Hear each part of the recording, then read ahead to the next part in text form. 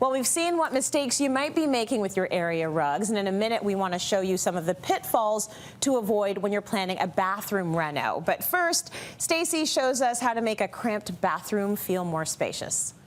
The original bathroom was updated and it looked good, but I could see room for improvement in some of the storage. And we wanted to get a larger sink. So originally there were 2 towers flanking either side of the sink. So when you first walked into the bathroom, it felt a little bit tight.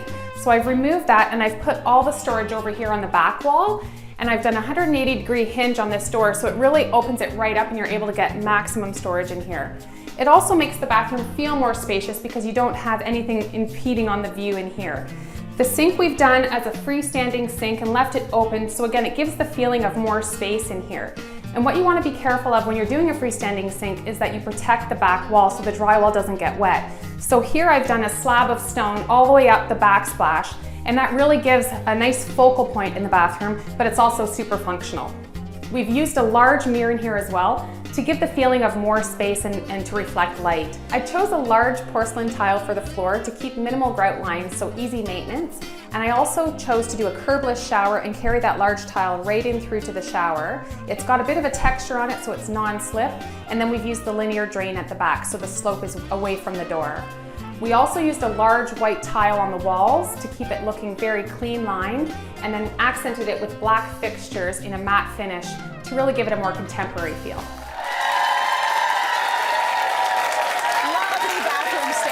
So much to think about when you're renovating, so you're going to help us avoid some of the common problems that some of us have when we're renovating a bathroom. Exactly. So bathrooms can be pretty tricky because there's a lot of trades involved and it's typically a smaller space compared to the rest of your house. But you want to make sure that you get the details right, not only so it looks good, but so it lasts long, because you're dealing with a lot of moisture and humidity and water, so you want to make sure the way you're applying the product is the right way. Okay. So there are some pitfalls to avoid. So I'm going to start with thresholds. Okay, we've got a great picture actually to show sort of what you're talking about, and it's that space between the shower and the rest of the bathroom, which we would usually just tile and butt join together. Right. Sometimes you would create a raised threshold, sometimes you can do a flush, but what you want to make sure is that whatever you do, you use a slab material where the glass sits on top of it. And that is because water will sit in that grout line if you're tiling it, and then you'll have the grout deteriorating and it'll get moldy and mildewy. So you want to use a continuous slab material. Yeah, so something like this is going to be a nice demarcation between the two. Exactly. And it's going to get rid of that whole grout gathering of water, blah, exactly. right? Yuckiness, yeah. Yuckiness. Okay, let's talk a little bit about lighting now. That is huge. Yes. It's huge everywhere in your space, but especially the bathroom. Exactly, especially if it's a bathroom where you're getting ready every day. So we like to do multiple sources of lighting, which allows you to create different moods. If you want to have a bath, you can dim the lights,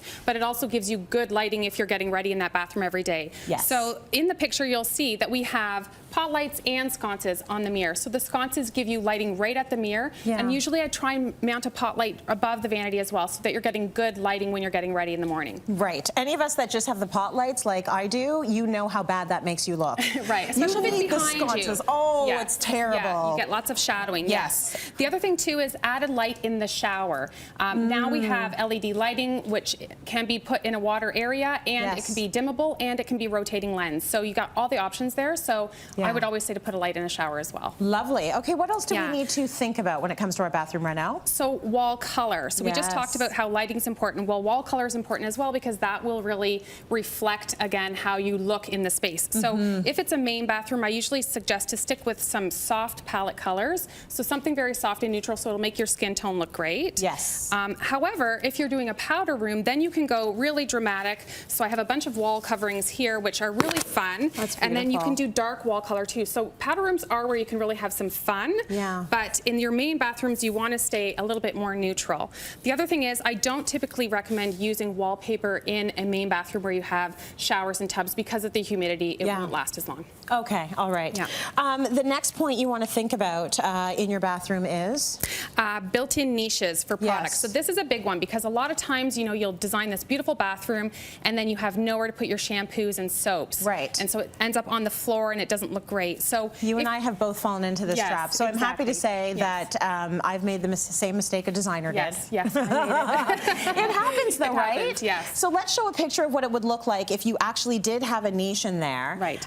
First of all, you're saving your back. You don't have to like be bending down to the over. ground for your razor. Everything you need is in there. Your shampoo and conditioner, your soap. You even have a little shelf there. Yep, It's got the bar of soap underneath. Exactly. So normally when I'm doing the niches out of stone, I try and put in a shelf so that you have a spot for the soap and a spot for shampoo bottles. Lovely. And measure your tallest shampoo bottle so that you make Yes. sure it's going to fit. So you can get those really big jumbo sizes. You want to make sure. Totally. There's also ready-made options available on the market. Yeah. So we have polished chrome, and that can be installed vertically or horizontally. So depending on how your space fits.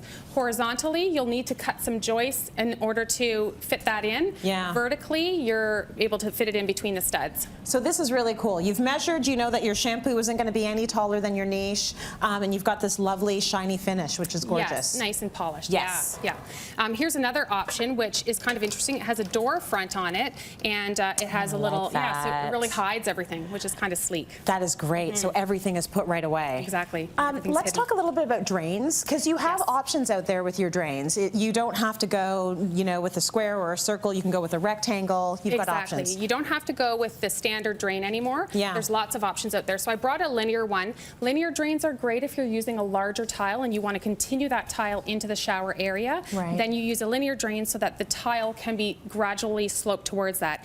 If you can't use a large tile and you have to use a small tile in your bathroom, that's because your drain is in the center of the shower. So when your drain is in the center, you can't use a large tile because it will crack if it's sloping down. So in that case, you'd use a smaller tile and a small drain. So I usually say if you're using a square tile, then use a square drain as opposed to a round drain.